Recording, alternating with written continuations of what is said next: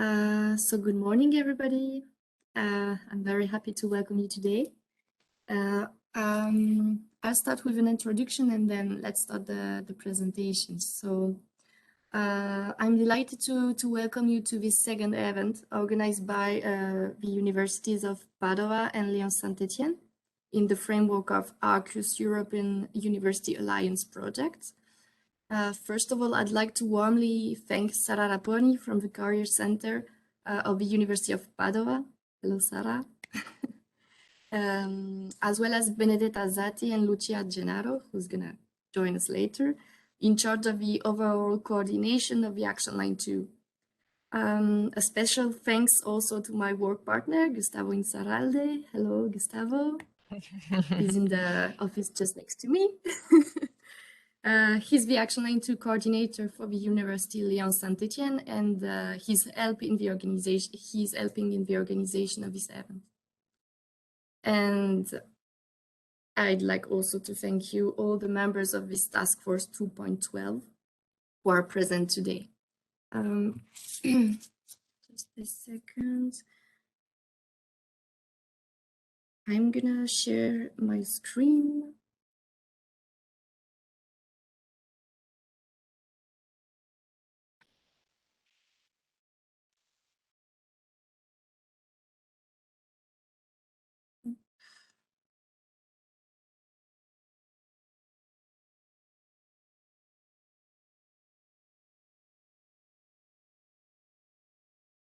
So can you see something?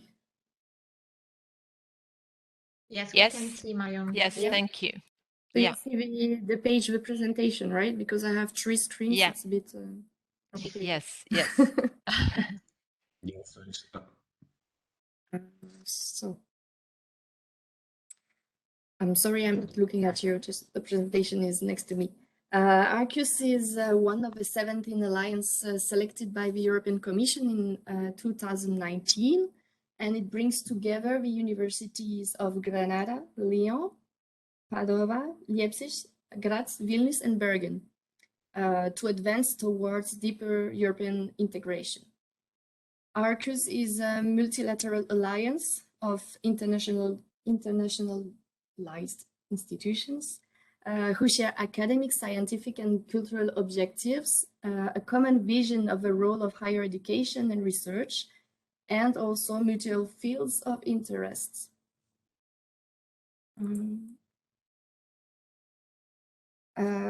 Arqus has agreed to put people at the center of its mission, and the Alliance aims to promote widening access for diverse students and staff populations, facilitating inclusive admission and recruitment policies, and attracting talent from less represented groups.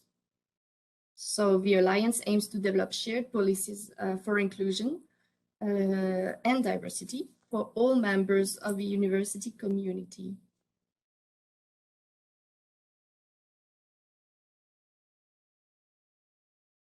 Here you can see the 13 task forces that are included in the Action Line 2.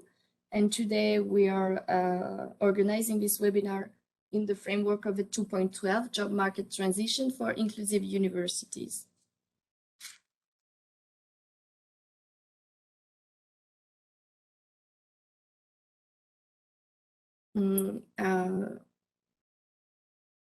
Sorry. Universities aim to develop graduates' employability and help them starting their careers successfully. Transition to the job market can be a complex experience, as you know, and even more for those with vulnerabilities. Oops, sorry.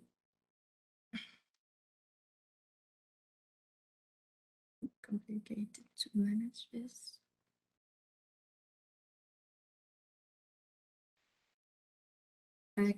What can you see exactly? The inclusive policies within the job market, the title of the presentation, then with our speakers on the top. Okay. Just gonna. Okay. Yeah. Yeah, it's better. Mm-hmm. So partners will map best practices for different perspectives. First one is careers guidance programs for groups with and without vulnerabilities.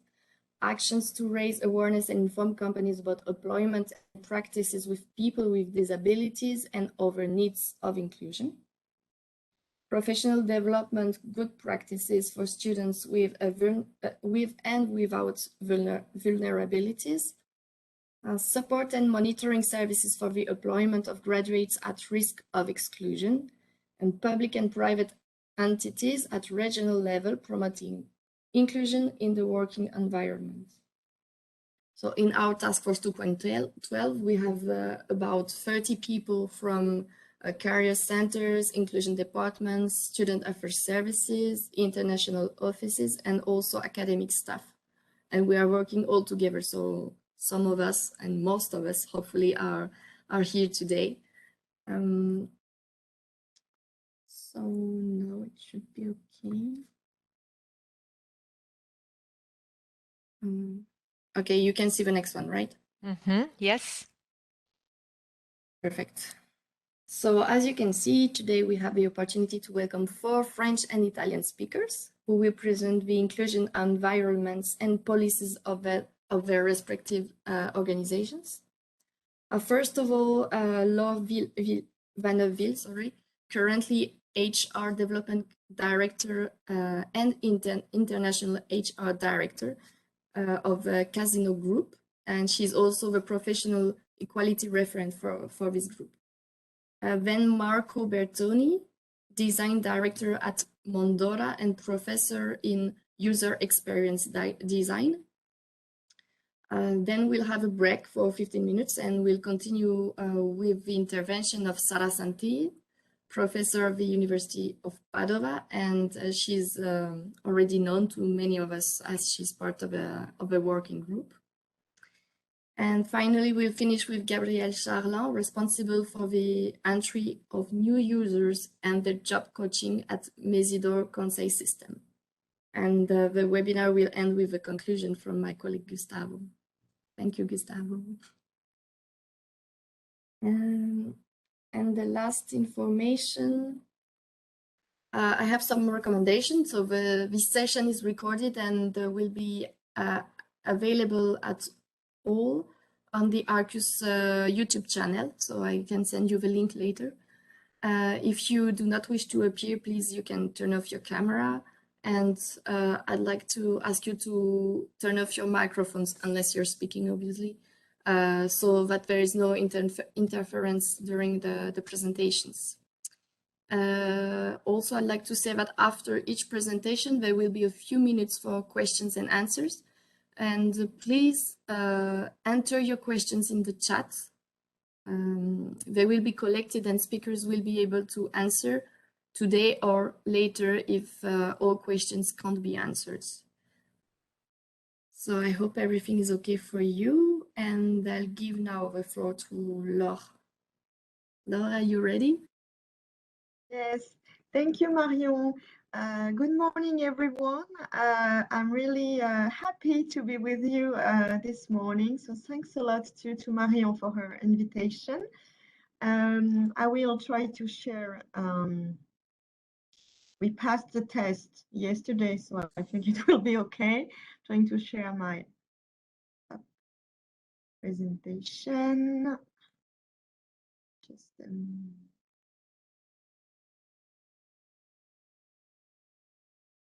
so tell me if it's okay.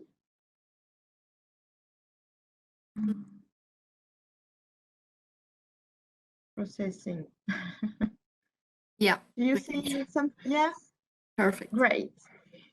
So I will just try to share with you a global drawing of the diversity and inclusion policy we are here managing within the group Casino, which is a French historical retailer. And so I will make just the global picture so I can leave some space for the question at the end. So please, Marion, tell me if I'm too long on the slide or something, so we can have space for the question, which is more important. Sure, no worries. Merci. Just to start, just a few facts about the group Casino, so you can see.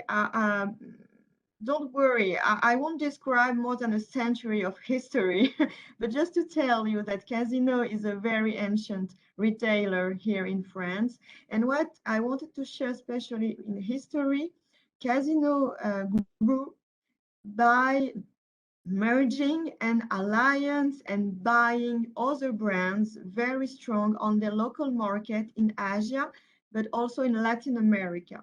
So it means that when you have to build a global policy about inclusion and diversity, we work with our HR managers, directors from other countries. Not only we have to face sometimes different cultural difference, but also when we buy the brands, they have already their own policy, their own priorities, their own tools, and it's a big challenge for us as a group to build a common language, a common references on the inclusion and diversity.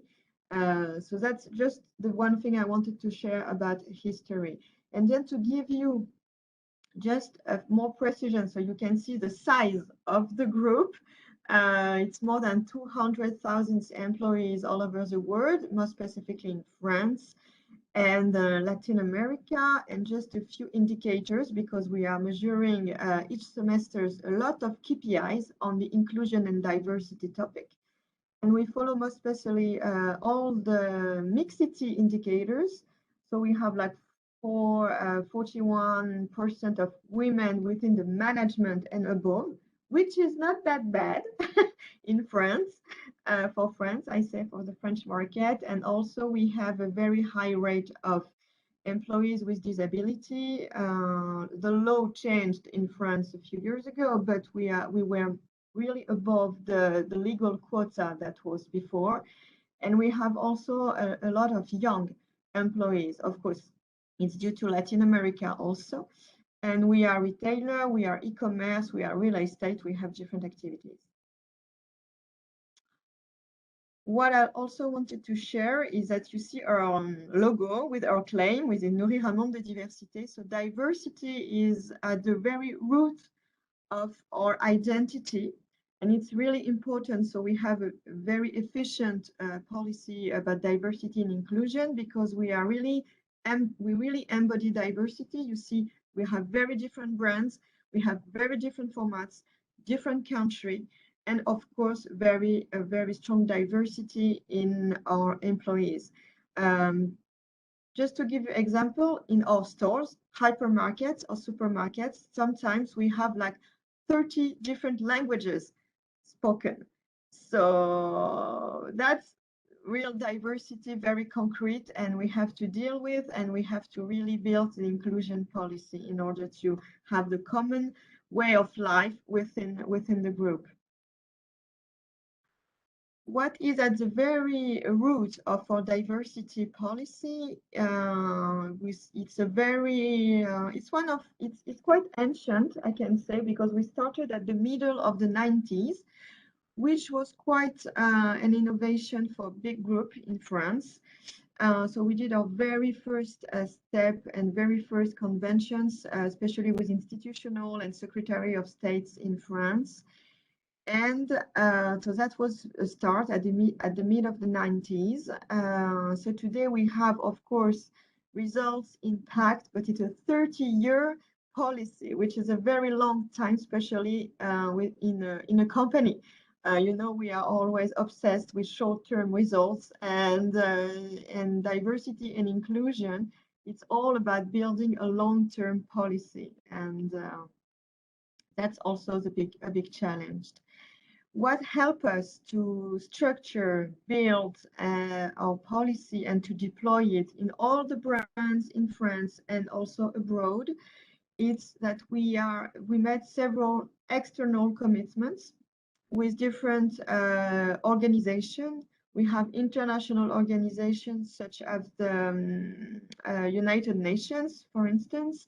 We have also conventions with French institutionals, different Secretary of States for the territories, for the disability people, for the family, when we talk about parenthood and gender equality. We have also commitment with different charts and convention with association also, and that is very helpful for us to build our policy and to build our priorities and to really translate it into very concrete action. I will talk about it.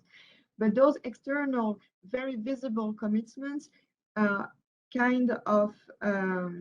we must really be aligned with what we claim. So because, for instance, we have the partnership with the United Nations, and it's linked with audit. So we have to be very aligned. It's not only, you sign and then you have a few action. It's a very long-term association also with very concrete actions linked. What is also very important for us is certification. Because it's certification, we have the two labels in France, diversity and equality. It's state labels. It's delivered by the Ministry of Labor and also the Ministry of Equality of Chances and Equality between women and men. We are in France, the country of the human rights. So we have our minister dedicated to equality, of course. And it's an audit every 2 years. And it's a very robust, trust me. We have to mobilize the whole company in France from the very top direction to the stores, warehouses, headquarters. And we have this physical audit in dozens of establishments and also auditions to have those labels. So when you have it, it's really a proof that you have a very well structured, because to have it, you must have action plans, quantitative objective on recruitment, promotion, communication, training, sensibilization, compensation and remunerations, of course, and you have a very, very precise structure to really follow and to do.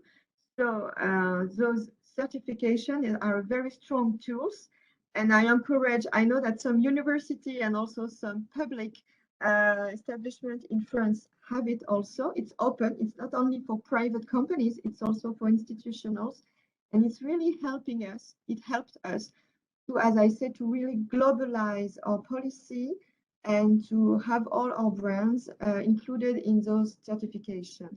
And just as an example, I really like to share is 5 years ago, I had a discussion with Colombia, with our subsidiary in Colombia, which is a big subsidiary. It's the first retailer in Colombia. It's more than 40,000 people working.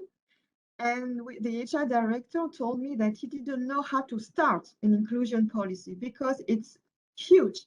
It's a lot of topics, it's a lot of things, a lot of action, very different, very complex. It's cultural, so it's very complex. And I told him about our labels in France. I told him how it was made and the audit we had and everything. And he went to the Ministry of Labor in Colombia. And he asked them, can we build together a Colombian label? So Éxito, that's our subsidiary, will be the kind of guinea pig of this label. And if it works, we can propose it to other companies in Colombia. And the label is called Equipares. And it's a big success, not only for our subsidiary, but also for the whole Colombia. And now it exists, and there are several companies and institutions who have it. So I think it's a great tool. I really wanted to stretch on this point, if you allow me. And then, so more than 2,100 people, thousands and thousands of stores, warehouses, headquarters. So how we proceed when we have decided we have our global strategy of inclusion, we have tools, that's very good.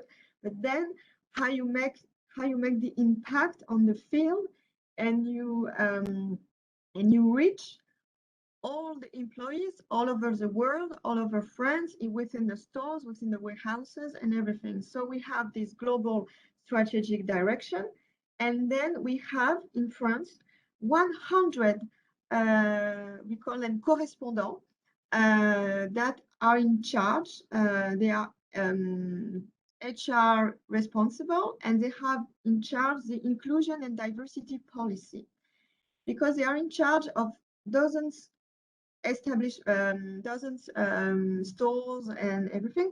They're in charge of building with the directors, with the managers, directors of stores, directors of region, and they are really responsible for the deployment and of all of policy.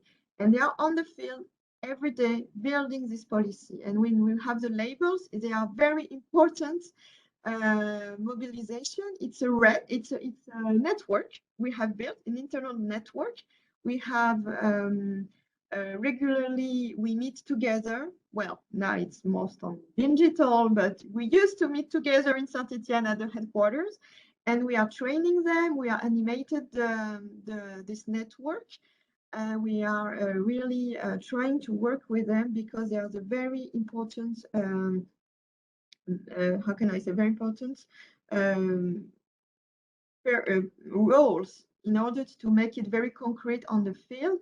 And also, so that's one of our conviction too, is to have really people, and 100 people on the field, really able to deploy, and also to be kind of a warning also, because if they see that the policy is not deployed, that there has been a case of discrimination and everything, they are alerting also us on the headquarters. So it's also important. Okay, some concrete examples and how we proceed. First of all, our very conviction, and we proceed well, just to start, in France, we have 25, Marion, you tell me if I'm wrong, we have 25 criteria of discrimination in the law, okay? And so we can't answer the 25, but we are trying to answer most of them. And what we believe is that the common root of every discrimination, it's the belief in stereotypes. So what we do in our policy, that the main priority, we are trying to fight against stereotypes. And we are making big programs for managers, employees, in order to open consciousness about stereotypes. Because what is very difficult is we live in a world of stereotypes. And I know it's improving, especially in the education, but still, when you're on the street looking for communication, advertising, things are improving, but they are improving slow. So we live in a world of stereotypes, and we can't expect our employees, our manager, to become natural when they are in the company. It's not possible. And we are trying not to make feel them guilty, because when you're trying to work on stereotypes and on the consciousness of the management and the employee, if you are on the guilt, it won't work. You have to really explain, to have very pedagogic tools to explain what is a stereotype, how can you fight against it, and that's the very common conviction we apply to all our action plans. And here is on the screen, you can see a guide we made for the people working on marketing and communication, just to make them sensibilize against stereotypes. So we won't have the cooking things for Mother's Day anymore in our stores. Well, we hope.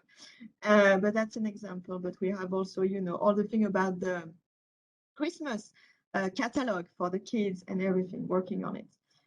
So talking about job market, of course, recruitment is an inclusive and non-discrimination recruitment policy is of the very high priority.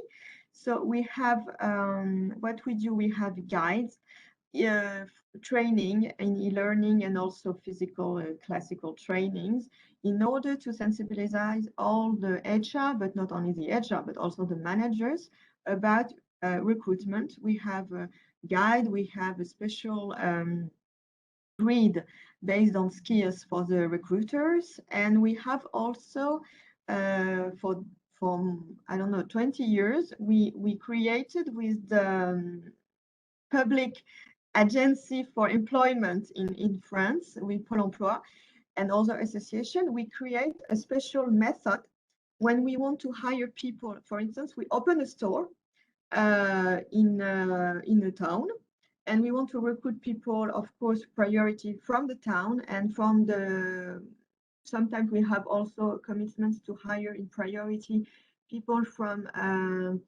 specific and difficult parts of the town. And we made a specific method. They won't be a classical interview with a recruiter and anything, so it doesn't work. We don't mind. We don't care about it. We made cases. So they are in a store, and they show us how would they work. It's more like it's very innovative for Latin culture. I think in England or other, it's more kind of competency is first. And what we want to do is the people have the competency, and we don't care about the diploma. We don't care about the professional experience before. We just want to see real case of the people. That's a recruitment we have also. So that's for the recruitment. And then, well, especially today, I wanted to have a word on our commitment towards disability, because it was one of our first commitment. It's really one of our first policy, and because we started at the mid-90s, which was really innovative for the company, for big company in France. And we did our first agreements with the unions in 1995. So now we have like 8 agreements later. And what we have is the objective of recruitment and integration of workers with disability on our different jobs in stores, in the headquarters. So we have like objective of recruitment, which is way above the legal minimum, of course. We have also specific action plans for retention, for employment, because disability can happen in life by accident also. So we have a specific program with the professional medicine, so to keep people in their jobs, and to have also, of course, different adaptation of their job, organization, part-time, for instance, or pools. And also we have developed specific partnerships with university and management schools in France, who have specific program dedicated to the recruitment and integration of disabled students. And it works very well. Through this partnership, we are doing different things. Of course, we are helping with financing the renovation of buildings, for instance. That's very concrete, but it's most of the time in France, and I think it's the same in Europe, university and schools are in the very old and nice and old buildings, but not adapted at all to students. So we are trying to help financing the renovation of the building. We are also financing scholarship, so they can do a semester abroad, because sometimes it's more difficult for the disabled students to go abroad for the semester. Of course, they need a specific accompagnement, and so we are helping also on that. And we are also what we a mentoring program. So some of our directors and managers are the mentors for students during a year. And we have also objective of recruitment in training and in jobs for the students. And it works very well. And as another example, because today is the Duo Day, and we participate. It's an action we have now in France for 3 years in partnership with the Secretary of State for Disabled People, and we have been doing this for 3 years, and in fact 50 disabled people are in our headquarters or stores today to discover with the manager his very day life, his job, and sometimes it leads to nice stories of recruitment, and it's a very interesting program, and our managers are very well mobilized on this duo day, which is today. And to be more, to go really faster, we have also a program. So as I told you, 25 criteria for discrimination. So we are working, of course, on the disability. We are working also on gender equality, of course. We have also, and each time it's the same, guides, formations, trainings, e-learning, physical trainings, and trying to fight the stereotypes for gender equality. We have also all the other topics. One other examples, of course, we have the discrimination against territory and origins, which is also very, we started in the mid-90s.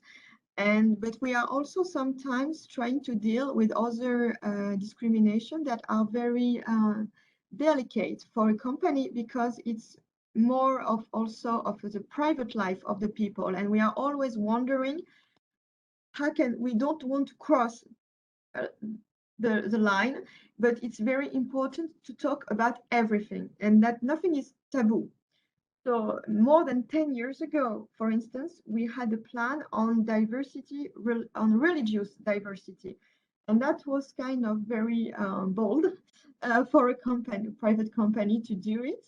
But we were very, very glad we did it, because it's still very actual. And we are still working on it. It's a guide really to explain all the religion and to give really concrete examples for the managers of best practice they have to follow. And also always contact information if the manager of the HR is lost, because sometimes we don't know everything on the situation. There is a global information number within the group to help, to testify if you see a discrimination or if you are a victim of a discrimination. There is an anonymous number you can call, and then we will inquest. We will do the inquest on anonymous. Of course, confidentiality is very important. We have also, we made another guide on sexual orientation. That was 5-6 years ago. And it was also, and we did also one on the appearance, physical appearance, which might sound funny, but it's not. It's a very huge criteria of discrimination in a company. And we did also this guide. And we are currently working on, this one is interesting because we, of course, to measure that our policy is efficient, we have barometers. We have like internal inquest with a specific external supplier, of course, but we are regularly participate to barometers in order to see if our policy are efficient, if our policy is well known of our employees. And on this one, especially, it's the weak point I'm sharing with you of Casino today. We have to work on it, on the intergenerational perception, and both for senior policy and also how to integrate young people.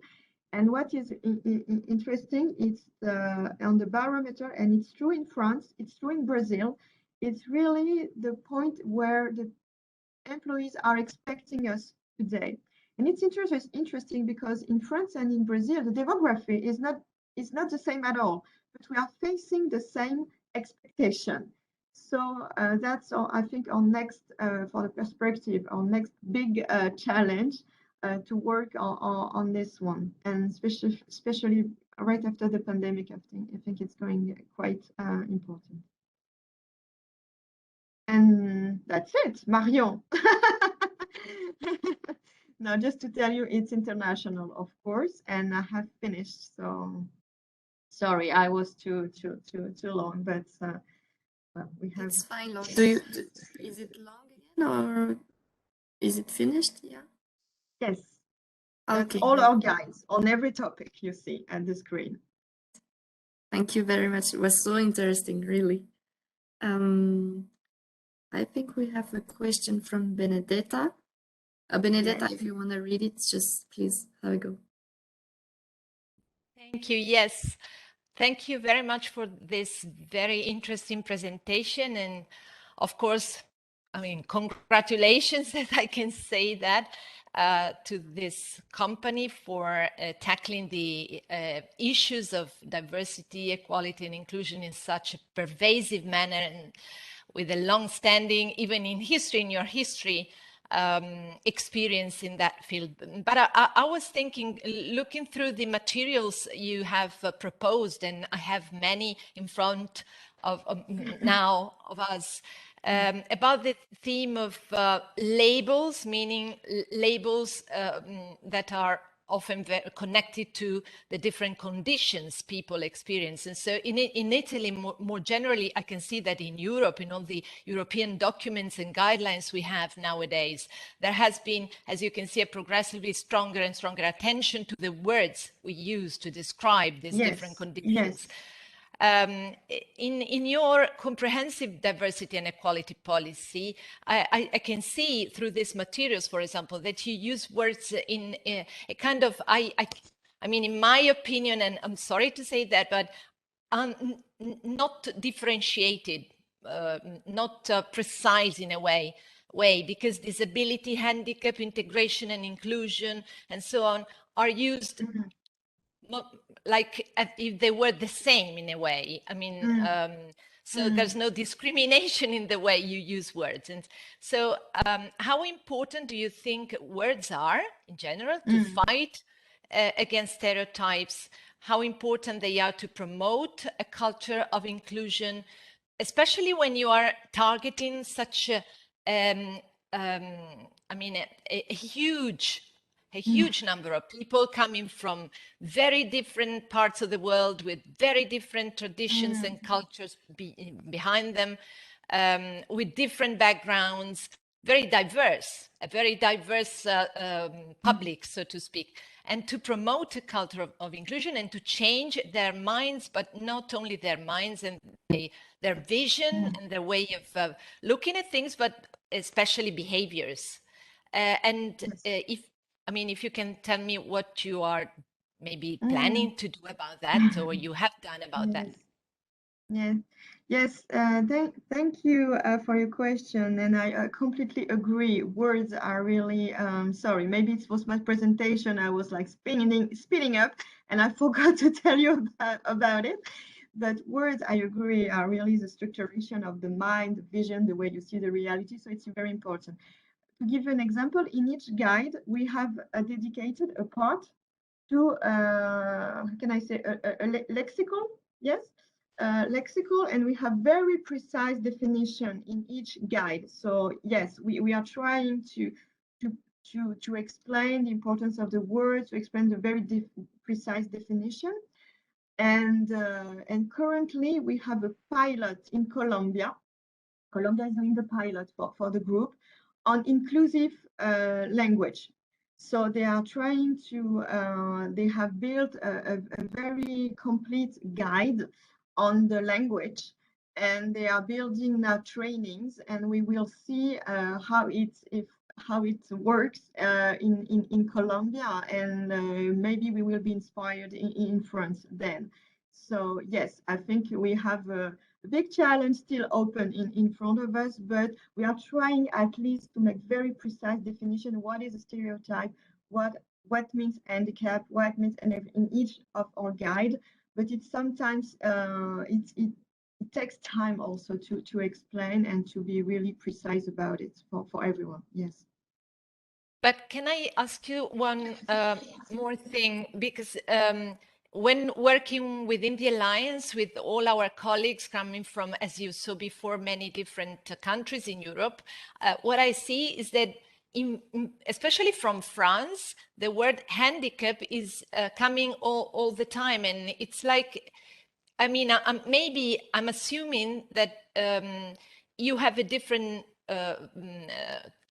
you assign a different connotation to that word. In Italy, the word handicap nowadays is considered very negative, and we can't, we shouldn't use it any longer, because for a too long history of the people with a disability, it has been associated to a very discriminating condition and meaning. So we normally try not to use it at all. While I see maybe it's a different way of actually perceiving that meaning in the different contexts. I don't know. No. Yes, the word in France, Marion, you correct me. I will tell it in French, but in Italian and French are very close, so you will understand. What we say in France is a personne en situation de handicap. And we have even a Secretary of State called this way. So maybe it's a little bit different. Yes, yes. Okay. But anyway, you see, our guide is like a handicap, and well, at least okay. I know it's. Yeah, Thank you. actually at the university it's the same. Like, for example, here we have a handicap office. We do not have vulnerable office or inclusion office. That's it. I don't know if, okay, thank you so much. Thank and you. Anyway, I think it's a really incredible example of a huge company dealing with the issues in a very comprehensive and transversal way. And I think it's really a pleasure and an honor to have you here today to show us that this is possible. Thank you. Thank you so much. Thank you very, very much, Laure. I think we can go with the next presentation from Marco Bertoni. Laure, could you please... Oui, je suis en train de faire. Okay. Voilà. Thank you. Thank you. Marco, I think you can share your screen now. I try to share the screen. Okay.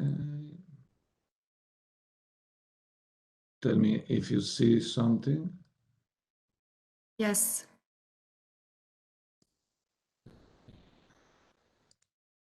Okay. So, first of all, I have to tell you that my spoken English is really far from perfection. So be kind to me. I will do a lot of errors. And you will see a lot of strong statements, because I like to be a little bit polemical. Benedetta knows this, no? So they are a strong statement, but you take them as something to ignite the conversation. Okay. So I will talk about the specific Italian ecosystem, business ecosystem, and I will talk about new, different organizational model that the one, for example, we heard in the last presentation. So let's start. As you know, D&I, diversity and inclusion, is an autonomous function within an organization, within a big organization, or a sub-function of human resources. And it's good. That's good. We all know what does it mean to have this inclusion infrastructure is really good for people. But I think, in my opinion, that those corporate functions are consistent with a traditional top-down approach. That is the approach that, for me, generates most of today work environment pathologies. So this is the first strong statement. So creating an inclusion infrastructure is the standard way to deal with diversity for highly hierarchical organization. But I think it's like doing the same thing over and over again and expecting different results, especially in some kind of business ecosystems. So there is a book, there is a really remarkable book written by Frederic Laloux, in which he, in a part of his book, classify the different types of organization, assigning them a color. For example, the red organization are organization in which, in the history of human organization, in which there was the constant exercise of power by a chief, for example, the mafia or street gangs, something really tribal, you know. And they are, this is a kind of organizational paradigm that is highly reactive, so is really good in chaotic environments, okay, like, for example, street gangs and so on. Then there is another color that is amber color, and I have to tell you that universities are in the amber color, okay, that is highly formal. So there are roles that are highly formal within a hierarchical pyramid, a top-down command and control kind of governance, and the stability is valued above all. How? Through rigorous processes. The future is somehow the repetition of the past in this paradigm. For example, the Catholic Church is an example of this paradigm: military, government agencies, and public school system. The metaphor in this case is the army, you know. Then there are the orange organization, and the vast majority of today's organization are in this paradigm, okay? That is a paradigm in which the goal is to beat competition, achieve profit, and growth toward innovation. So innovation is the key to staying ahead in the market. Management is by objectives, so command and control of what, and you can be free to the how you do things. So multinational companies, but not only multinational companies, but are the classical examples of this orange organization, in which the metaphor is the machine. The organization is viewed as a machine. Orange thinking sees organization as machine. So people, human, and our resources that must be carefully aligned on a chart. People are cogs in a machine. So why? I will talk about other paradigm. For example, the organization from which I work is in the two paradigms ahead, is in the teal paradigm, okay? And there are a lot of organizations that are moving past the orange paradigm. So we can say that in the orange paradigm, profit is the only purpose for both companies and in some way human beings, because also in companies of all sizes, for example, in the startup ecosystem, there is the same paradigm.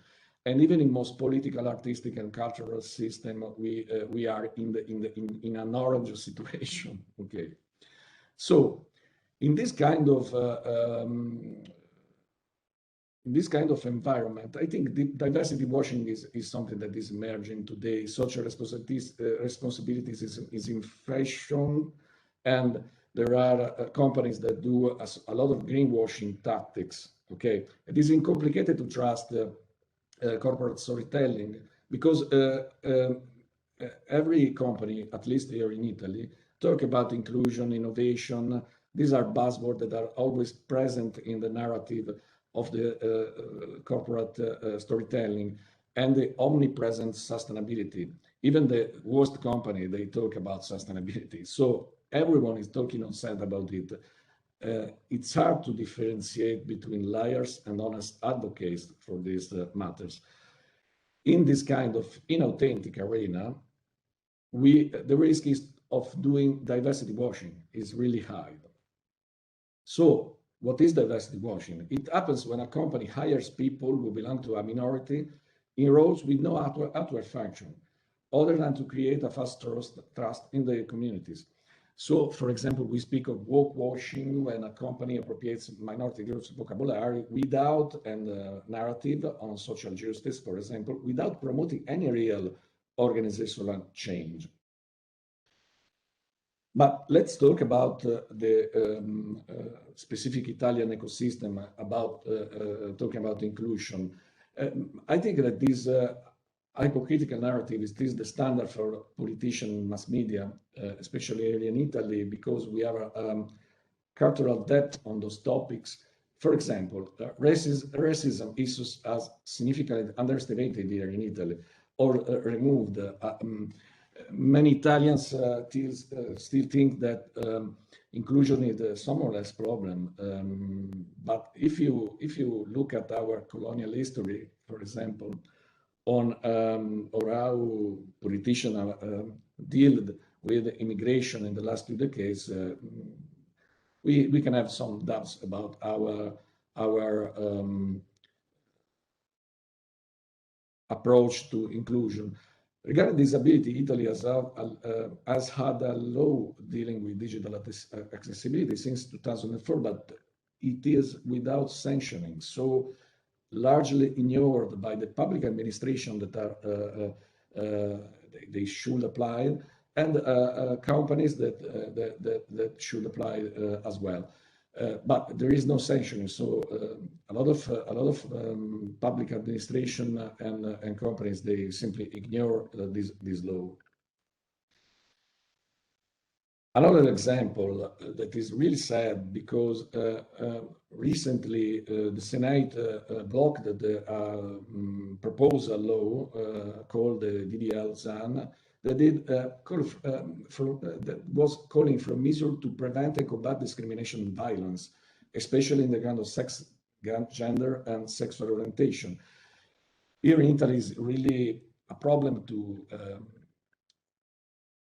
talk about this kind of arguments, especially sex, gender, and sexual orientation, because there is pressures to politicians, and they obey those pressures. This is an example of that.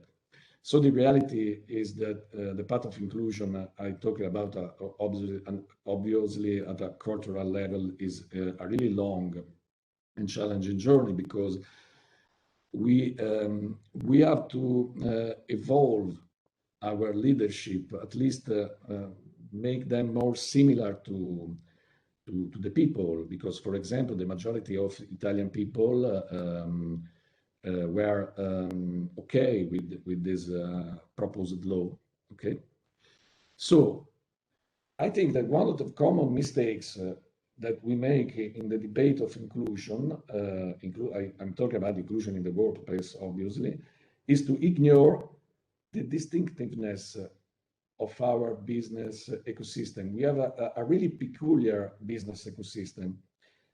Let's look at some numbers.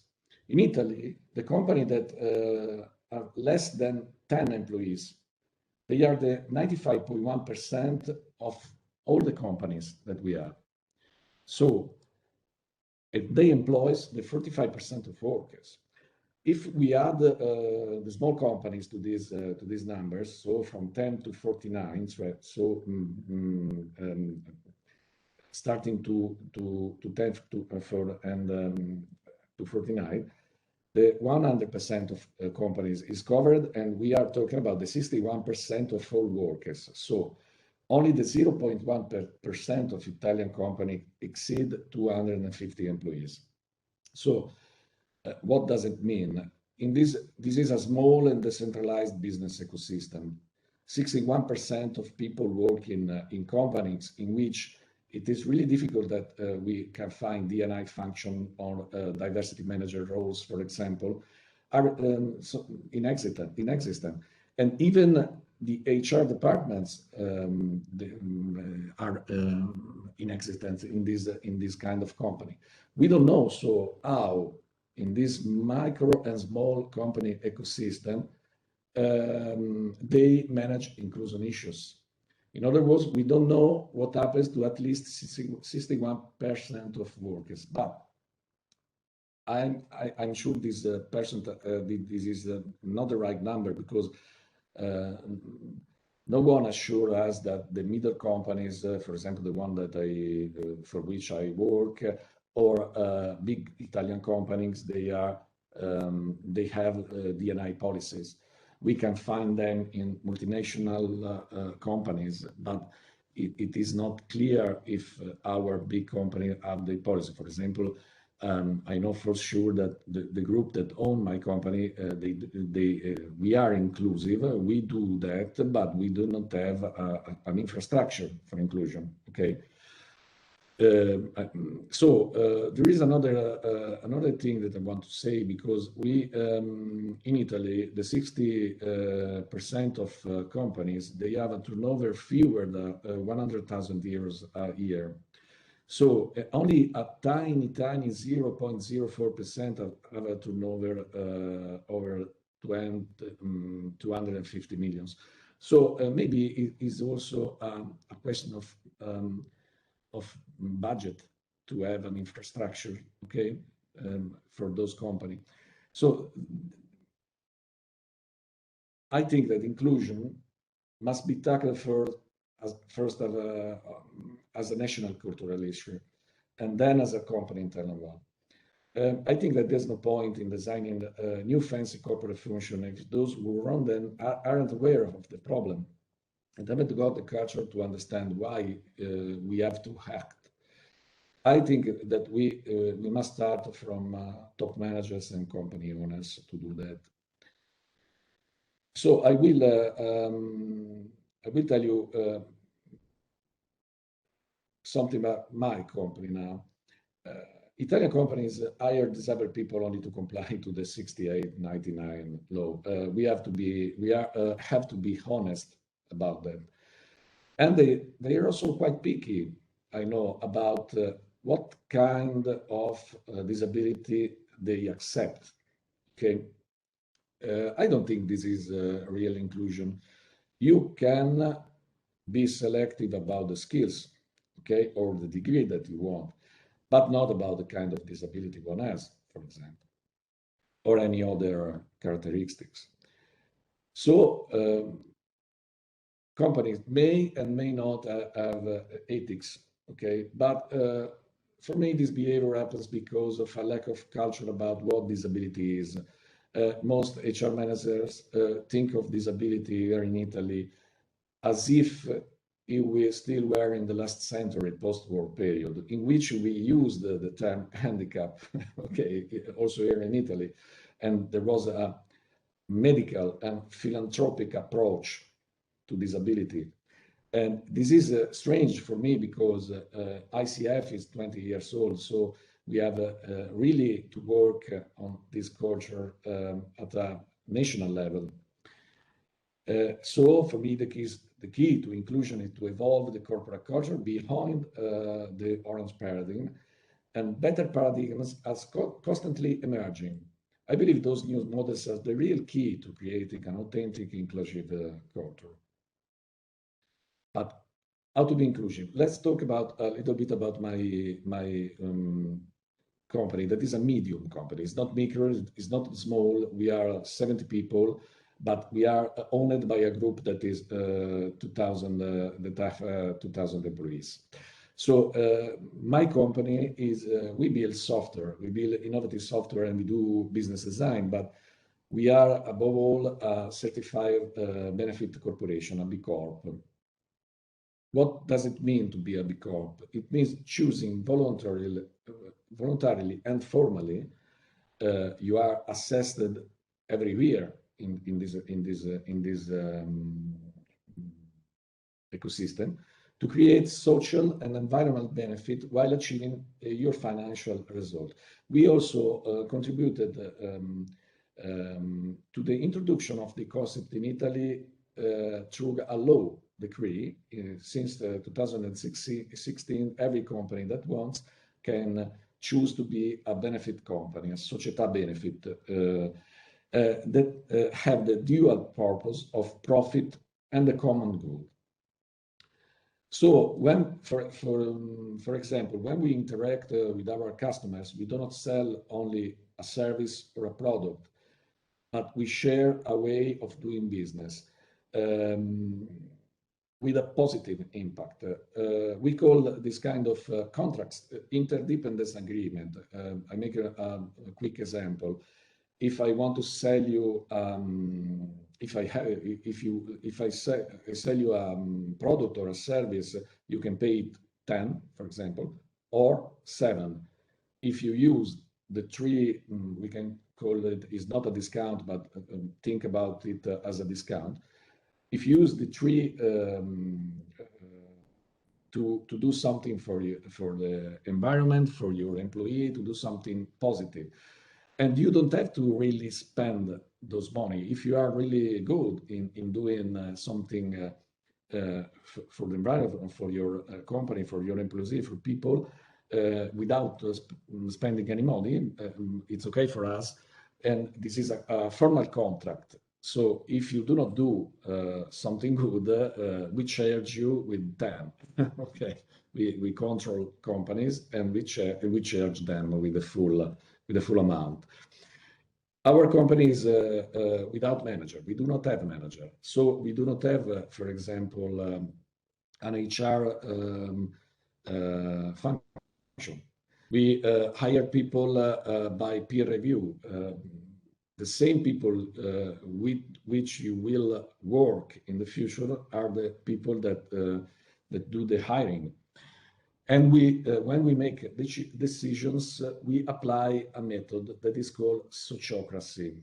Okay, that is not democracy, it's something different.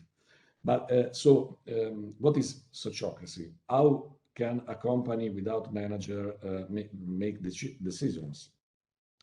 So sociocracy is a form of governance. You can say self-governance. Self-governance and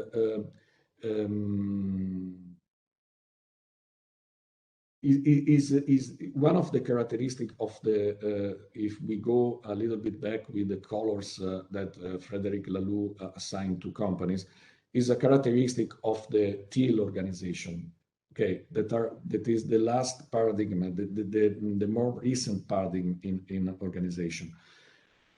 In a sociocracy model, people are all equals. How we express this equality? Creating a system of group of individuals in the company based on a voluntary level, obviously. They are called circles. They are focused on various aspects. For example, there is a circle of marketing, or a circle for common good, or a circle for training, or innovation, and so on. When you are in a circle and you have to make a decision, all the voices are heard and all the different points of view are heard. It is not a quick process. It may be a long process, but when the process is finished, we balances the group needs with those of the individual, having heard all their voices and reaching a decision that satisfies each of them. So you have to think about your demands, but also the ones of the group. Okay, and in this kind of environment, you can easily find a situation that are really impossible in other companies. For example, really important decisions that usually are taken in a standard company at a C-level meeting, we take them in a circle, and you can find a newly employed 20 years old colleague that is making a decision with the CEO of the company together with him. So imagine how this can empower people, especially young people. Okay, we totally overcome the classic and I think almost always toxic command and control approach to leadership. I am not saying that all the companies that apply command and control governance paradigm are all bad. Okay, but I am telling you that if you remove this approach, things start to become better. Okay, so for me, the key to inclusion is listening to all the voices and valuing individual differences. And I think that the thesis is that the evolutionary stage of an organization is really crucial to implementing inclusion policies that are not just a facade. If you don't want to do disability washing, inclusion washing and so on, you have to evolve your organization. Now I will tell you two ways in which we developed corporate inclusion at 2 points of view. We are okay with the law. We were okay with the law. We want to employ disabled people not to be okay with the law, but we want to go further.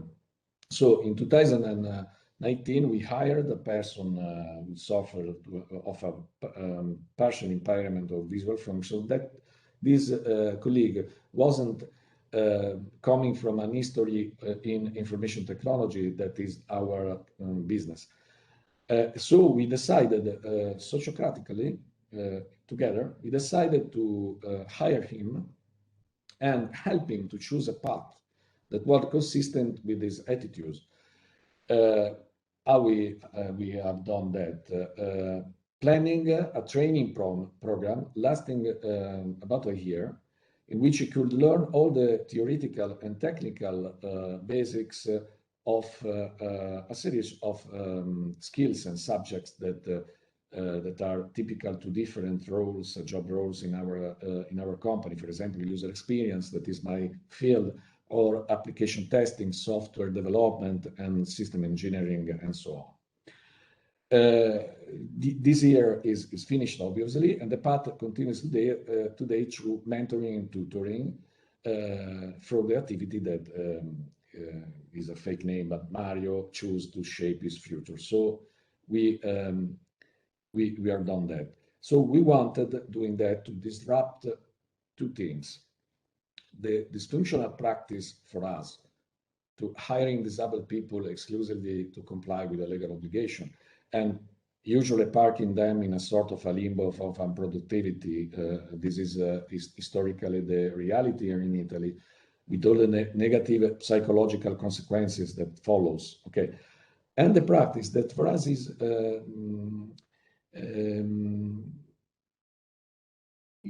also bad, choosing to hire only highly trained disabled people without planning a long-term program for inclusion and professionalization. What I'm telling you, that I think that company needs really to get their skin in the game. Okay, so disrupting these two practices that not good. Another way that for me is really important, because it is in my history, I always deal with digital accessibility, and being serious with inclusion. It depends on what your company is doing, for example, but you can do it in any company, making, for example, your website accessible. Okay. So another way to get serious is design and implement accessible products. So we do software. For us is not simple, but is more simpler than other companies. We have a group. We are owned by a group that is a software group And we have 1,400,000 B2B customers. So imagine that those are other companies and professionals, and which means that if we reach them with accessible products, there is an exponential number of employees who can take advantage of designing and implementing those accessible software. So we begin implementing a design system that is a pattern catalog that applies to all the group software products and provide stringent standards of digital accessibility and inclusiveness. It is a really important matter that because the vast majority of digital products now today, they are not accessible, okay? And we believe that companies have to make a clear ethical choice to devise product management strategies that include digital accessibility. So you can see that there are two ways to be inclusive. So a way to include a person in the work group through the nurturing of his personal growth and the inclusion of the customers through the accessibility of your product, which guarantee an exponential positive impact. So for us, or for me, I have to say, the natural ecosystem for inclusion is a workplace in which people's well-being and company profit are not contradictory. So purpose-driven companies, the companies that are driven by a purpose that is other than profit, are the agents of this evolutionary leap. And sociocracy empowers people involved them in all the company decisions. To understand the impetus of having a purpose other than profit, we can borrow Maslow's hierarchy of needs. As you know, at the base of the pyramid, Maslow places physiological needs. So, for example, food. Okay. At the top, there is self-actualization and achieving one full potential as a human being. If we make an analogy, at the bottom of the hierarchy of company needs, there are the primary objectives of a company, which are the concrete results to be obtained, so selling things, okay, in a short time through specific marketing tactics. This is the base of the pyramid. Going up, trying to reach in the top of the pyramid, we find that the mission, that is something less material, a general long-term plan to create value for the company. At the top of the company pyramid, in this analogy, there is the corporate purpose. That is why the company exists other than making money. Why I'm telling you that? Because for me, pursuing a purpose other than mere profit is for the organization, but self-actualization is for a human being. The higher level of achievement, the company full potential expressed. So if you are a purpose-driven company and you have the common good as your purpose, you are inclusive by design. This is the thesis that I am telling you today. So I've finished, but I have to tell you one thing. I will really love to join, to go on with the conversation. There is an article in my blog that is quite identical to this presentation. And if you want to contribute, you can comment. And I can assure you, my written English is really much better than my spoken English. Okay, so it will be really fun for me and interesting to have your opinions. And I really hope to become friends on LinkedIn. And that's all. I finished. Thank you very much, Marco. Well, if you want, I can share this informations with participants by email, so they can just click on the links and be friends with you on LinkedIn.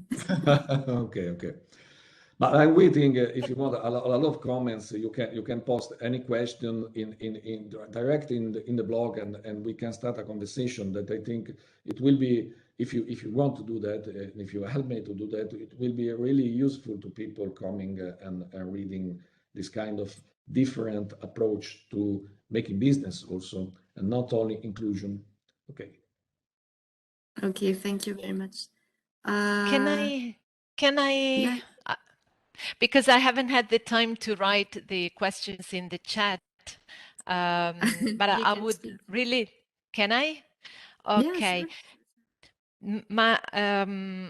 Marco, I have a question, because the most similar situation that I can think of, and I myself experienced throughout my career, so to speak, is that of the cooperativa sociale, the social cooperative, we call them in Italy, third sector, of course, engaged in all sorts of social issues and inclusion, enabling people, etc.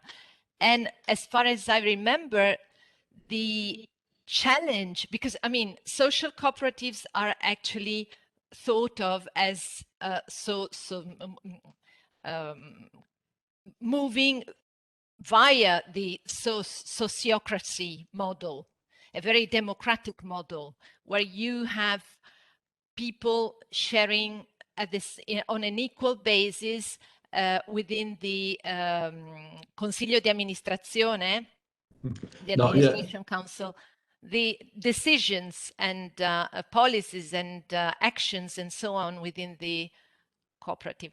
Maybe I haven't understood it properly, the way you proceed, if you compare it with this this sector, the third sector, this social cooperative system. But my question is, I remember that it's something that is so deeply into the human being, in a way, that of asserting our own power and wanted to, in a way, prevail on other people's minds and decisions and ways of seeing things and so on. The most challenging thing was really the process. So how much time, how engaging, how difficult it becomes to agree upon any kind of sorts of themes on an equal basis. So what is the question is, what is the biggest challenge that you see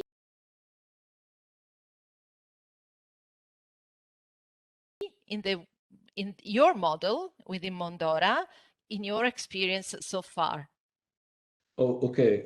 I have to tell you one thing. First of all, you have to remember that I'm talking about company without a hierarchical classical structure, without managers. Yeah.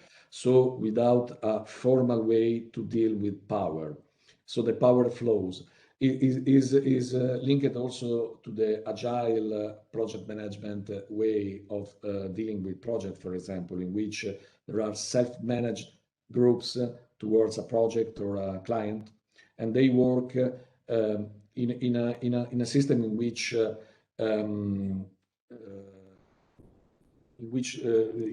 there are no chief, there are no managers, but there is a sort of I don't recall the term, but it's coming because I am becoming older, so I lose words. But is a sort of different kind of leadership that is servant leadership. This is the term. Okay, so I'm not telling you that we have leverage the differences. Okay, there are differences. There are differences, for example, in the professional history and in the seniority of people, but the power flows from one to another when we tackle a specific problems, a specific project, a specific, for example, there might be in a group, in one circle, a 25 years old colleague that is skilled more than me in a specific situation, and so he is the leader in this specific situation. So when you talk about social cooperatives, it's a little bit different because these cooperatives, I worked for them in the 90s, so I know them very well in the Italian system of cooperatives, social cooperative. Yeah. They are still in a classical pyramid structure, okay? But they focus on culture and empowerment. So if we go back to Lalou, that I really suggest to read this book because I'm not telling you all the things that are in this book, so please read it. But they are the green organization. They are the first step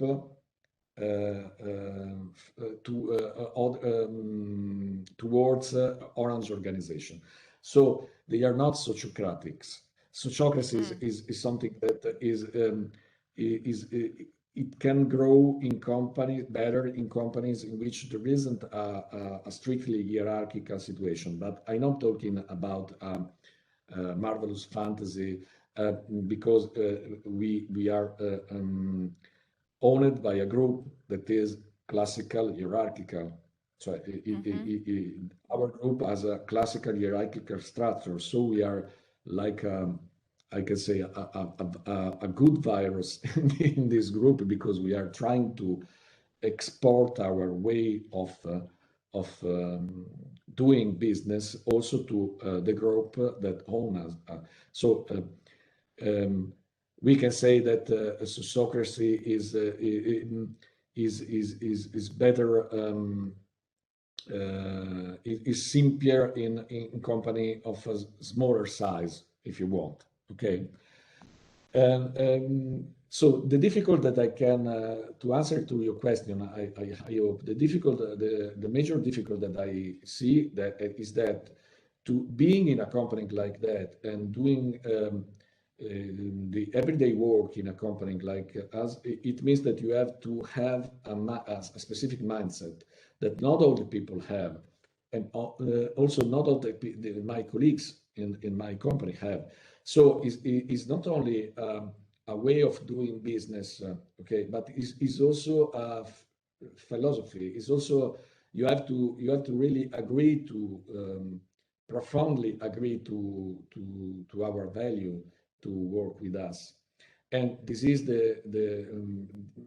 this is not obvious, and this is not always as that, but this is the prerequisite, okay, to I don't know if these are first trend, but these are mandatory requisite, okay, to have this kind of mindset. Requirement. Yeah. A requirement. Okay. Yes, requirement. Yeah. So so I don't know if I answered to your question. Yes. Thank you. Yes. Okay. Okay. I'm seeing if you have any questions. Oh, okay. Well, other questions? Well, I think we can collect all the questions. Yes. If you need, you can write it in the chat because we need to make a small break. We're a bit late, but it's gonna be okay. Yes, I want to insist. Please, if you have any question, write a comment to the blog in the blog, and we can go on for a lot of days of beautiful conversation. Okay. Okay, great, thank you. So let's make a break for 5-6 minutes, and then we can come back and continue with Sarah. Okay. So see you in a few minutes. See you. So good morning to everybody. I will be the coaches, and I just want to introduce myself. I'm Sara Santilli. I'm a researcher at the University of Padua, and I collaborate with Benedetta, the service, inclusion service, and University Inclusion University, to spread the inclusion culture at our university with the past delegate of rector Laura Nota. So just resuming the background in which we start to work at our university, we know that the context in which we are live is fueled by super diversity. And so we have different way to define our society, super diversity society, risk society, also because we have a lot of challenges that we have to deal in the next future as a national, international organization outlined. So the importance to focus on inclusion is essential, vital in nowadays condition. And inclusion for our mindset is related to the context and all the people that shape the context. So we can consider it a third cultural change, where that is very distinct between placement and the integration activity. So the attention is to all. It's not just to people with disability, not just for people with vulnerability.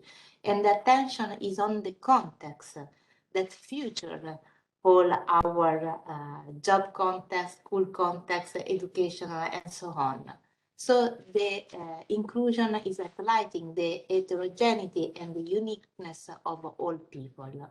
So with this theoretical framework, the emphasis at our university was to develop the good support for the human development and the well-being of all people, and not just for people, in related with the sustainability idea, also for the planet. So the idea is that to go out from ourselves and take into consideration the other, the quality of life of the other people and the planet. So to work in this way, we need to create a different approach to understand the problem that we have to deal in the next future. And also we need of a new profession that could create new solution for this new problem. There are some others that I define this new problem that are related to the planet, to the quality of life, like wicked problem. So they are problems where we have not just a unique solution. We have to create a new solution. And sometimes to create a new solution, we need to stay together with the other disciplines, with the other profession. So the idea is that we have all, with our ability, our skill, our knowledge, contribute to the solution of this problem that are wicked and not simple, and we have not just one single solution. In this way, we have to work in different level relate to our context, and so we have the responsibility to help people and to support the right to the people to participate, to build an inclusive physical, social, and psychological place.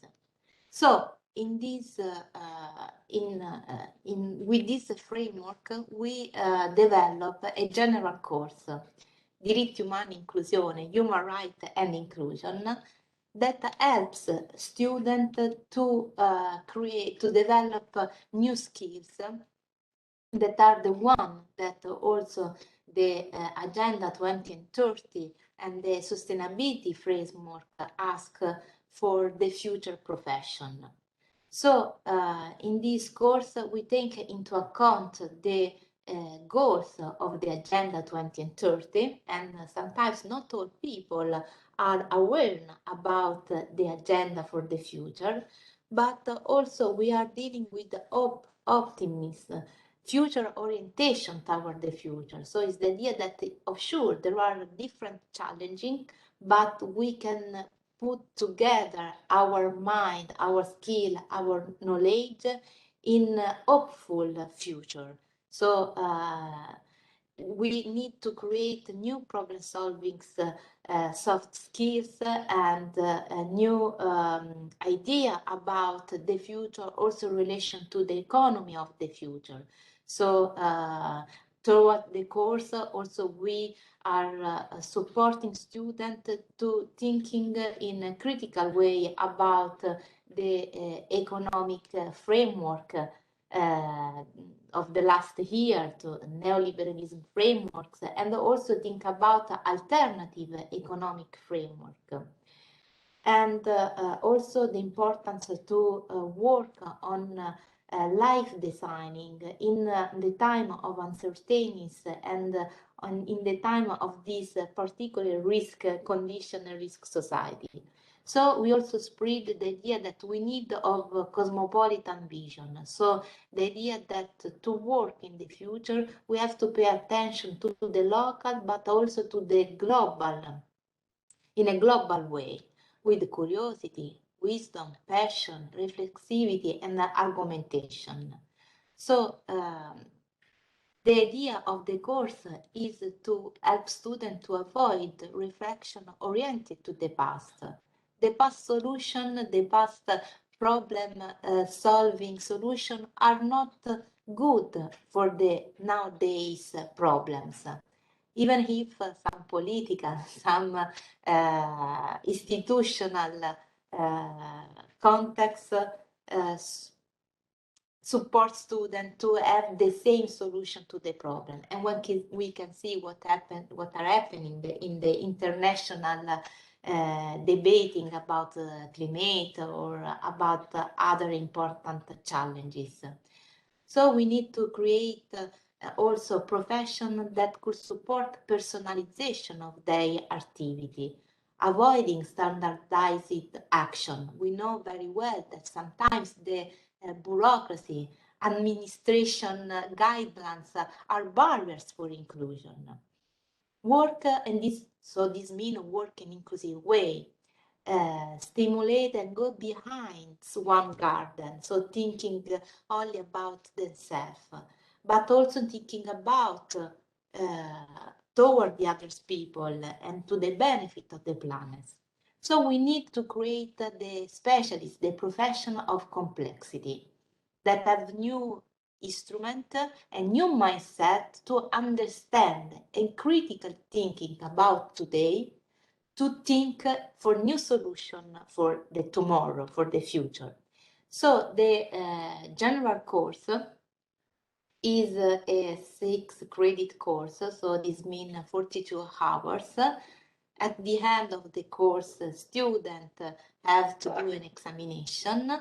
It is been included in the social and work psychology science, and it's possible also to attend the course like a single course, so all people that would like to attend it could attend, so just not student of university, but also the citizenship that could pay just the fee for the single course, or other students that are not involved with the university but are curious about the course. Or we have also administration staff at our university that attended the course, or parents of people, of students with disability or vulnerability. And it also gives some credit that are required for the Italian law system for the teacher. So for people that would like to be in the future teacher, they could access to this course, and so they have this requirement for the future. So why students choose to sign up for this kind of course? Because through it they can acquire inclusive knowledge and skills for the workers and citizenship, because through this course they could actively participate for the construction of an inclusive university and community context. And through the course, they have the interdisciplinary vision that help them to design, implement that their professional collaboration, to promote, and we call the defenders of inclusion, that consider the importance to fight against the discrimination, to highlight the situation where the right of the people are not present in the educational context, but in work but also in work context. So we are preparing students to have a different skill from the past, also considering the idea of a career sustainability. So the professional of the future need to have this kind of skills. So we have for the general course is a very complex course. So we are spreading the complexity skills, and also the course is complex. We have a coordinator, but also a scientific committee. You have here all the name, the list of the professor of the course, and you can see that even if the course is inside the psychological course, we have professors that came from different departments, from different schools. So we put together different professions from different disciplinary knowledge. So it is developed in different classes. So we have an opening day where we introduce the course, but also we introduce the idea of inclusion. So the politics of university, inclusion university, and then I list here all the classes that are present in our course. So we have a classes related to human rights and disability, where the expert of human rights on law talk about the International Convention on the Right of Persons with Disability and impact on inclusion legislation and policy at local and national level. Then we have a classes related to the models of health, well-being, disability, and analysis of contextual psychological barriers and facilitators. The challenges of inclusive education between universal design and education for all. So here we have experts in pedagogical approach. The accessible technology and inclusive society, a possible combination, where here we have Professoressa Gaggi, that is an expert on accessibility and inclusion in information, technological information, environment and nature for all. So here we have a classes related to the importance to take care not just of the people, but also to the planet. Why is important the biodiversity for our planet? So the inclusion of plant, of the atmosphere, of the sea, and so on. And so also the impact on the social sustainability. Why is important to work in a sustainable way when we are talking about the expert of the sea, the expert of the heat, and so on. So we have also a classes related to the economics and management for inclusion, where the professors are proposing different models of the economy, circular economy, that could support people that live in a poverty condition, or how to support in general an alternative economics. The job placement and change, information engineering, and we have also classes related to the history and the story of inclusion. So we have a professor that talk with the student, explain at the student the dynamics of inclusion and exclusion in middle age, so the problematic approach also to the study and the literature. We have also the expert from that came from the art, and so we have the video and the art for disability. We have also the tactile paths for archaeological and artistic heritage in Italy and abroad. We talk also about the accessibility in the museum, so the tourism, inclusion in the tourist process, and specifically here, Professor talk about a specific project related to a civic museum of Bassano del Grappa. gender, health, and medicine. And it's also a very interesting classes relate to the importance to include different population also in the research related to the medicine. And the professor that is dealing this class is also involved in the COVID-19 vaccine and research, and she supports the presence of a woman inside the research activity for the COVID vaccine.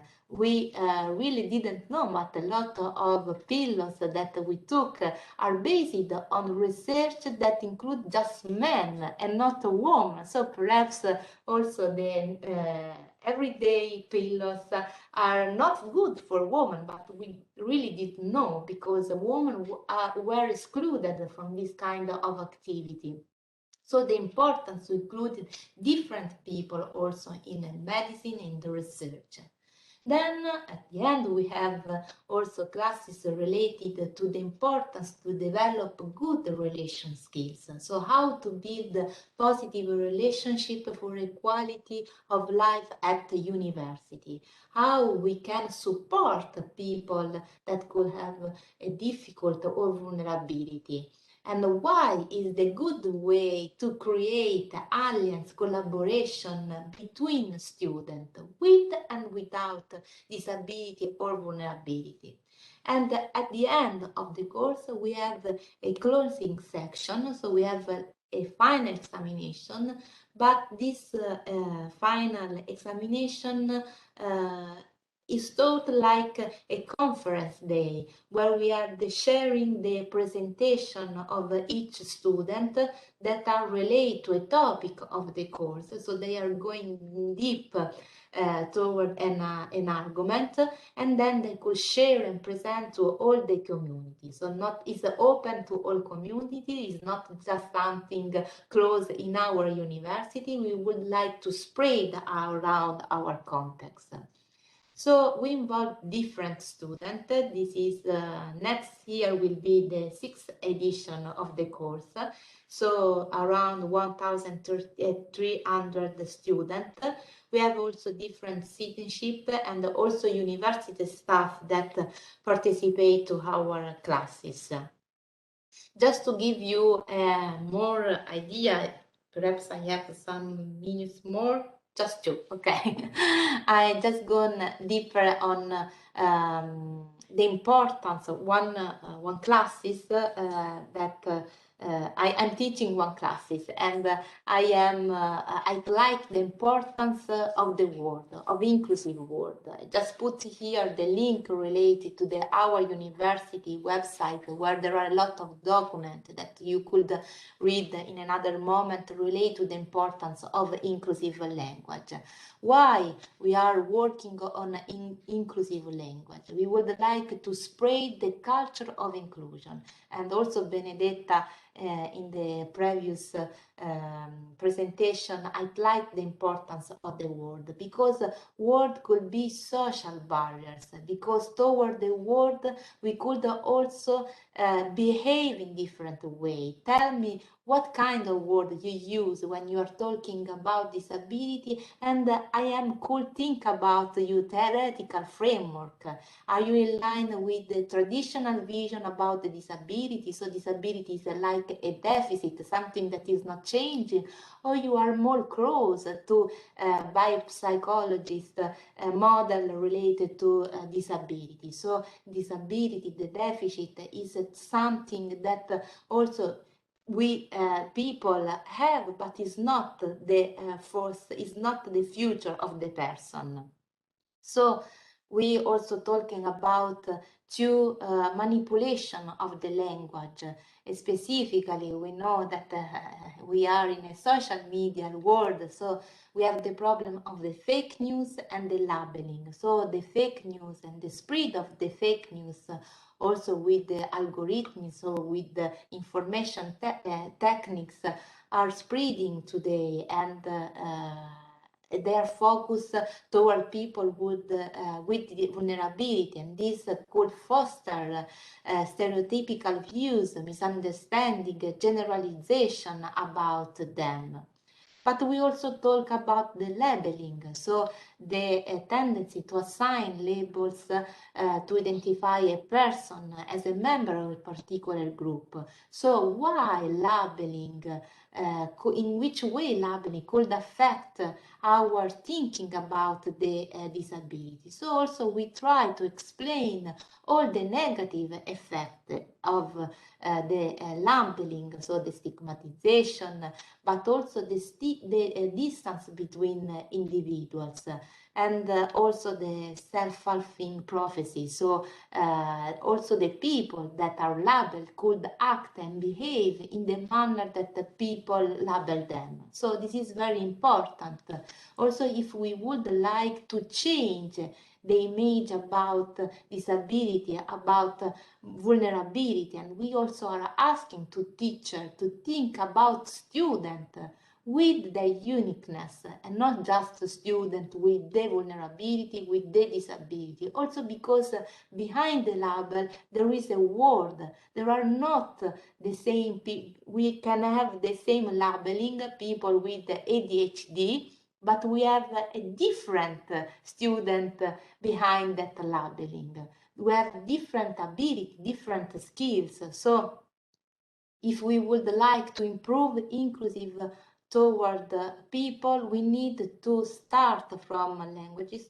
Sorry, there is a mistake, and putting the person before the vulnerability condition. So we have the name, the surname, and then we have the deficit, the problem that is just a part of the person. So through the course in general, we try to help students to create and have new glasses to see the difficulty, the deficit, the problem. So with the new disciplinary, with the multidisciplinary approach that could create more possibility, the importance to look to the stress, to the abilities that are present in the other people. So also acting in participate in the context.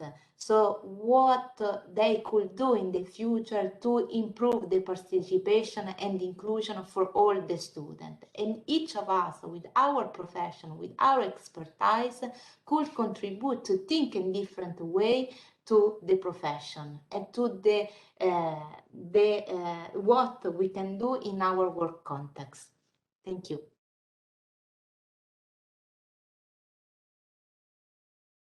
Thank you very much, Sara. I'm very happy to have information about this course. I think it's very interesting and inspiring. Thank you. All of us. Do we have any question? I know Gabriel is a bit in a hurry to present because he needs to leave on time. If there is no question, I can't see any more. Maybe we can continue, and anyway, you can ask questions whenever you want after this presentation by email or whatever. Gabriel, are you ready? Yes, I'm ready. How many time I have now? Well, you're the last one, so Okay. if you have to leave at 12:30, it's No, fine. no, no, it's okay. Perfect. So, hi everyone. First of all, I would like to thank Stephanie and Lou for having invited me to this event. It's a pleasure to be present among you and to exchange on this subject with other European countries. And I also want to apologize my English, even if I am coming from Canada, I'm coming from the east side, so my English is not very well. So I will read my thing, and after, if you have some question, don't be shy. I will try to answer. So let me introduce myself. My name is Gabriel Charland, and I will just share my right here. Hop. Okay, you see, hein? Vous voyez? Okay, perfect. So my name is Gabriel Charland, and I am a manager at Messidor. I started 4 years ago as an integration counselor and was then a job coach before becoming a manager. Misidor is an association of professional insertion towards in classic companies which accompanies people in situation of fragility or psychological disorder. So the creation of the association in 1975, hold on, and on the Misidor project was born from the observation of its creator, Monsieur Very, what is a vector of recovery for people suffering from psychological fragility. Moreover, companies are also vectors favorable to recovery if they are accompanied. So for Mr. Very, so all persons suffering from psychological and social difficulties still has a living potential which needs to be heard, but which also has to be exercised. So just so you know, good mental health corresponds to a state of mental and psychological well-being. We speak of mental fragility when a person experiences a break in his or her life, for example, a death, a loss of employment, a long-term illness, or a burnout, and has difficulty managing his or her daily life, including work. We speak about psychological disorder when it causes major changes in thinking, emotions, and behavior, when it alters the functioning in daily life and persists over time. We find, for example, anxiety disorders, depressive disorders, psychotic disorders, and substance-related disorders. And according to each disorder, the criteria differ, especially in terms of duration. Anyone can develop a mental disorder. In Europe, it is estimated that 1 person in 5 will experience a mental disorder during the year. And these data are before the COVID. So we, yes, so we have different support services adapted to the reality of these people, but also for companies. So to start with the people, the Misidor method proposed a springboard accompaniment.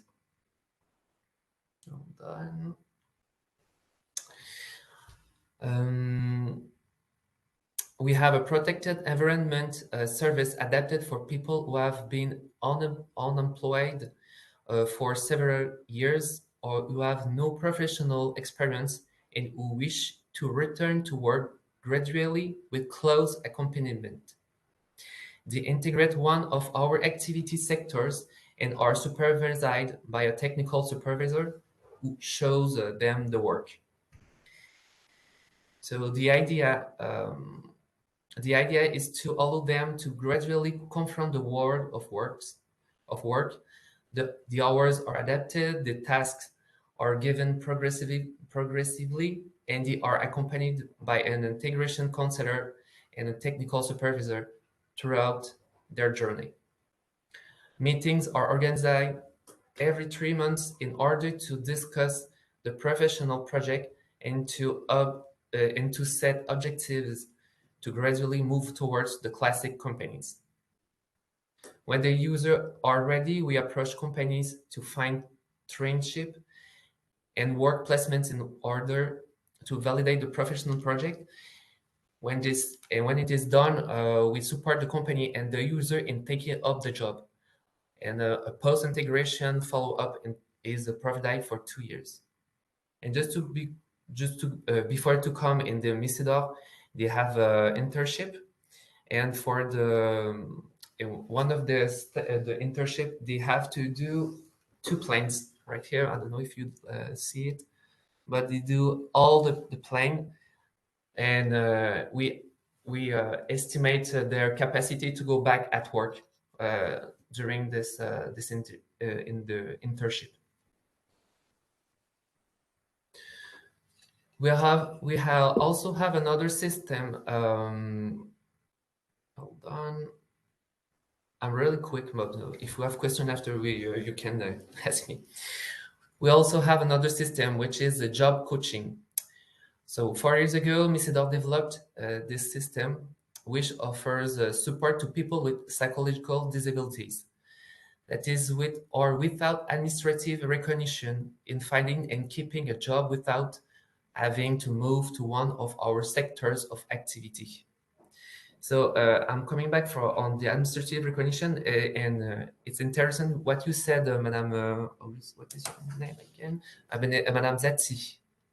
You said we have, the handicap.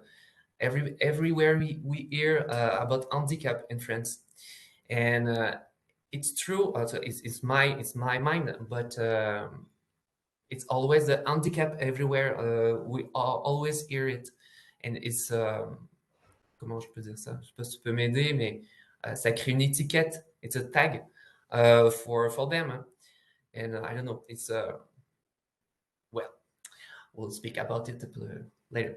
Okay, and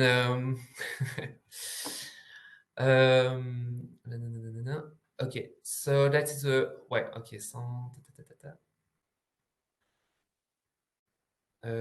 the support is intensive, so we see them once a week or more, depending on the needs, and it is unlimited in the time until retirement. It's also adapted to the needs and rhythm of the person. The accompaniment up to retirement allows us to accompany people before, during, and after their contracts to help them stay in employment. The latter is based on the North American support method, the IPS method. I don't know if you know that method, but it's adapted for the accompaniment of people with intellectual disabilities, as well as for people with psychological disabilities. The main idea is that anyone who wants to work can work, and that there is a solution for everyone. We accompany people from different professional fields. We can have people looking for more technical jobs, such as maintenance workers, green space workers, other preparers, and we have administrative jobs like medical secretary, technical accountant, but also jobs with more responsibilities, such as engineers, accountants, doctors, and statistics. So we have a lot of people. We accompany students, people on long-term sick leave who wish to retrain, and we have job seekers. We also have for companies and employees already in their job service. So Misidor creates a Misidor Conseil, a range of services for employers to support them in their inclusive approach and to create an alliance of know-how for the benefit of the inclusion of people suffering from mental illness, and to create an alliance of know-how for the benefit of the inclusion of people suffering from mental illness. So we offer to competence-sensitive formation guide employees of the management of job coaching beneficiaries, and to secure and accompany their employees in a situation of psychological disability to maintain their workstation following difficulties encountered or prolonged sick leave. So you can give us some information on inclusive recruitment and integrations, like support for inclusive recruitment methodologies, inclusive and integrated management methods to help manager to how to manage their employees with psychological disability. We also give help for employees to help people to stay on their workstation. We do ergonomic analysis on the workstation, and we'll talk with everybody, and we give some support for the person, for the manager, to keep the person on their workstation. We also in particular, we have the PSSM France formation. I don't know if you know that thing is the first aid in mental health. It was developed in Australia in the early 2000, and the name is Mental Health First Aid. The idea of this formation is to train first aiders who can intervene during crisis, suicidal crisis, psychotic crisis, panic attack, etc., and to be able to identify people developing a disorder and help them to go to the health professionals. That formation is on a lot of countries. We can have Germany. In Italy, I did not know that, but we don't have that kind of formation. I think it could be a great thing, you know, to have it in Italy. So we use it for the moment. We have a lot of ask. I don't know how to say that. Beaucoup de demandes for this formation. A lot of employers are more sensibilisés. Comment on peut dire, Marion? Sensitive. Sensibilisé. Sensibilized. Très beau. On the question, on the subject, and we have a lot of this ask that. So I don't know if it was clear. So if you have question, it's time to ask, because I finished my short presentation. So if you have question, you don't. You can go now. Thank you, Gabrielle. Thank you very much. Do we have questions? I have one. Yeah, Benedetta, please. I would like to know how many companies, organizations actually you train with this type of within this type of framework. Do you have numbers to just tell me? For for the formation, for the pace, yeah. For the moment, we just start it's new, so we have around now we have 4 or 5 employers for the moment, from the 4 or 5 companies, but we have more and more ask for the moment. So on the next year we will have we think like around 10 maybe companies will ask it. Okay. And yes, sorry. No, go ahead. Sorry. No. We are I don't know, c'est quoi formateur? We are 5 formators on trainers. 5 trainers on Mesida. So we have I don't know in English for la mission locale. I don't know, it was mission locale et it is it's not government, but some companies who help people to go to find a job ask us to help them to have some keys to help their client, their customers. So how to comment intervenir face à des... How to intervene, yeah. That's it. Okay. But if a company, one organization in, for example, in Italy, as you showed us in the map, Italy was white and not actually profiting from that kind of training. If one company wanted to, what is the way to request this type of training and to be included in the group of countries and organizations who actually follow the training? Well, first of all, for each country have to do their training, their formation. They have to put data for their country. So I think, but because if you want, I can give you the name of the person who did that formation in France. But you have some steps to have this in the country. So I can give you the name. Yeah. You because can you write it in? It is we can only practice in our country. I can do it in Canada. for example. Okay. So Italy Okay. have to have their own formation. Yes. Okay. And I think you have to what is the name? You have to the country who want to do it have to call the mental health first aid in Australia. Okay. Yes, and then you will work on it with them to translate it and after to put data to your own data. Okay. Anyway, did I understand it properly that the methodology involves actually connecting very well to the organizational context, the companies and so on, and getting into the company to train the colleagues, to train the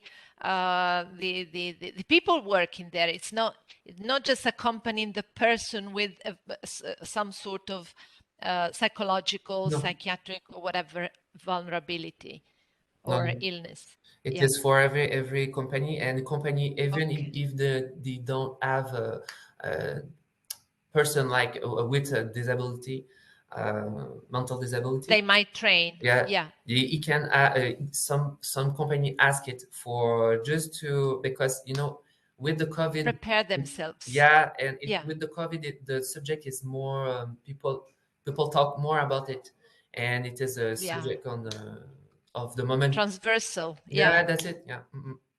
Okay. Yeah. Okay. Thank you. Welcome.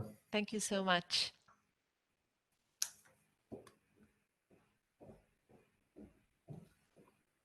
No more question.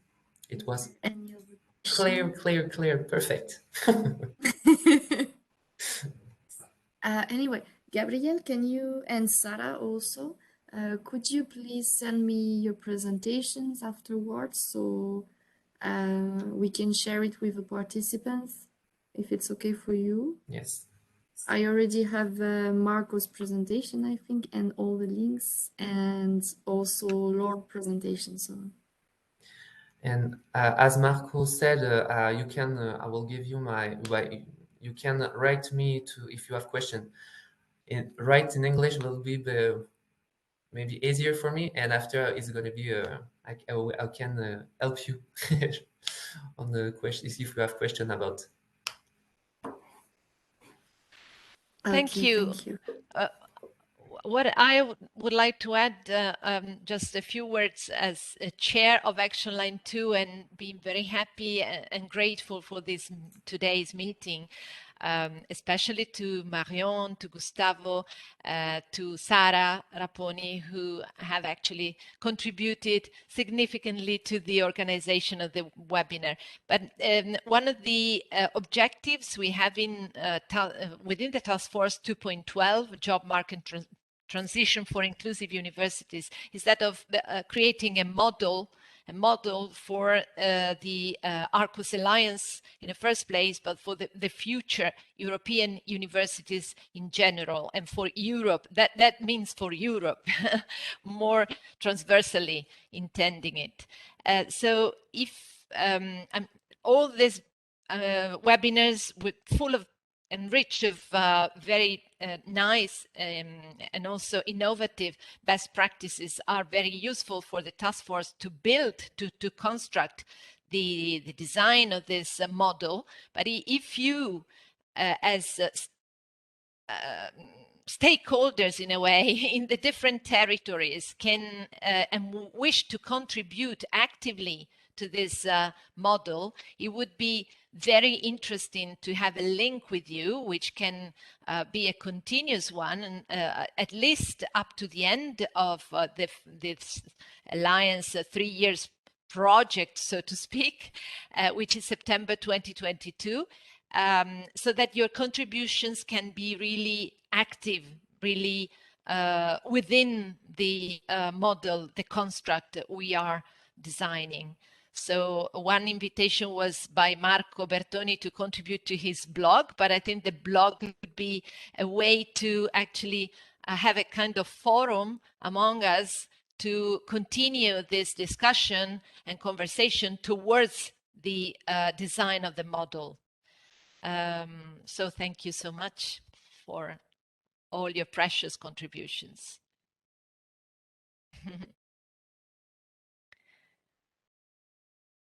Thank you very much, Benedetta. Well, I think, Gustavo, do you want to say something? Hello, goodbye.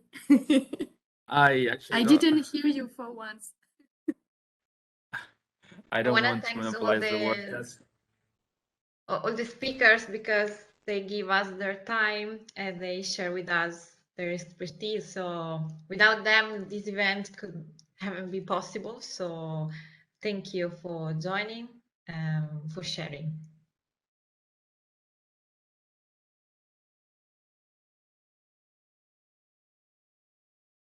So thanks a lot, everyone.